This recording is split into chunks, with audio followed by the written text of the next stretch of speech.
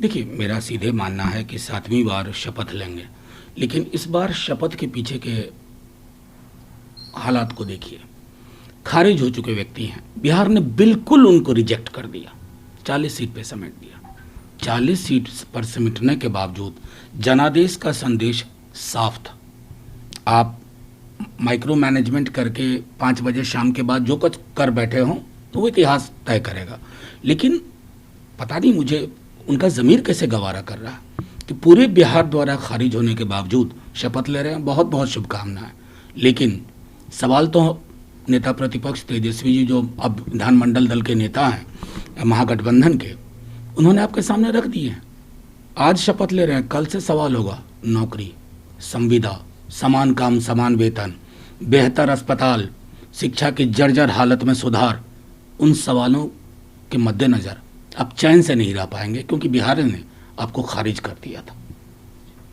Sir, आज सवाल उठ रहे हैं शिवानंद तिवारी ने बीजेपी के कांग्रेस के परफॉर्मेंस को लेकर के, राहुल गांधी के जो वहाँ पर उनका रोल रहा उसको लेकर के सवाल उठाए। मैं समझ रहा हूँ कि पहली बात तो मैं स्पष्ट कर दूँ, ये उनकी निजी राय है, आधिकारिक नहीं है। और मैं पूरे ईमानदारी से ये कह रहा हूँ कि हमारी पार्टी का मानना है कि विश्लेषण की अपनी जगह होती है, अपना वक्त होता है। हम बेहतर सिनर्जी से लड़े, बेहतर समन्वय से लड़े, और बेहतर सिनर्जी और बेहतर समन्वय में कहाँ कोई चूक रह गई इसका विश्लेषण होगा।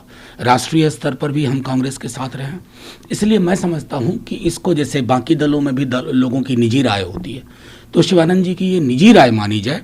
हमारा अपना मानना है कि किसी भी आकलन का एक वक्त होता है। अभी हमने, मैं समझता हूँ कि बिहार के मानस को छूने में, स्पर्श करने में और उसका संदेश अपने पक्ष में लेने में हम कामयाब रहे हैं।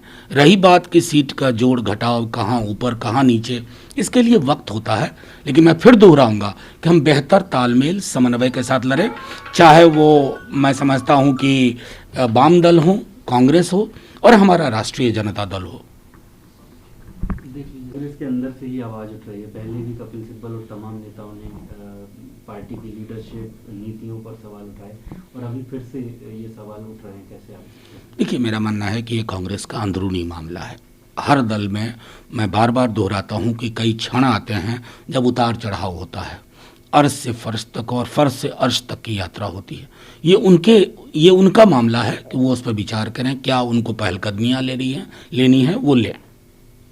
दिलीप घोष के बयान को आप कैसे देखते हैं? वो कह रहे हैं कि टेररिज्म पनप रहा है वहाँ और कश्मीर से बुरे हालात।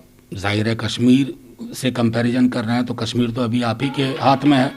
आखिर ऐसा क्या हो रहा है कि आपको कश्मीर को लेकर के आपको तुलना करनी पड़ रही है? अगर कश्मीर के बुरे हालात हैं तो दिलीप घोष जी, आपकी पार्टी सद्यह जिम्मेवार है। और इस तरह की बाइनरी, इस तरह की तुलना करना, अब बंगाल के मानस का भी अपमान कर रहे हैं। गुरुदेव की भूमि है।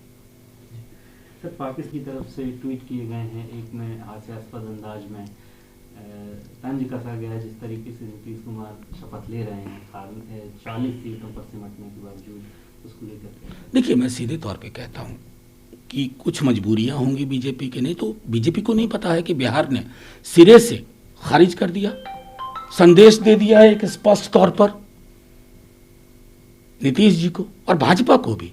उस संदेश के बावजूद अगर आपकी मजबूरी है नीतीश कुमार जी, और नीतीश जी की क्या मजबूरी है मैं नहीं जानता, क्योंकि पूरा बिहार एक स्वर में कहा बैठा कि हमें नहीं चाहिए नीतीश कुमार, बावजूद उसके वो शपथ ले रहे हैं।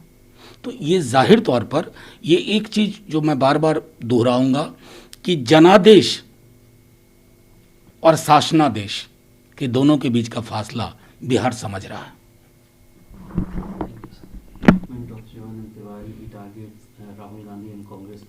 I'll tell you very frankly, in my capacity, I must put it on record that it's his personal opinion, personal view. There are people in several political parties, they express their personal opinion. They are free to do so. But on a party platform, we have had discussion. And I tell you, if we fought together with synergy, with better coordination, yes, there were shortcomings, but we'll sit down and analyze seat-wise. I think such premature statements are not our official position, and we again reiterate that we fought together. We fought seat to seat in a better way. And all of us, left parties, Congress and our own party, Rashtriya Janata Dal, will sit down. Because we know that the result is very clear, that the message within the mandate is for us. The message is for change. And that is much more important than any personal opinion, personal view that should be held only within the contours of his personal capacity.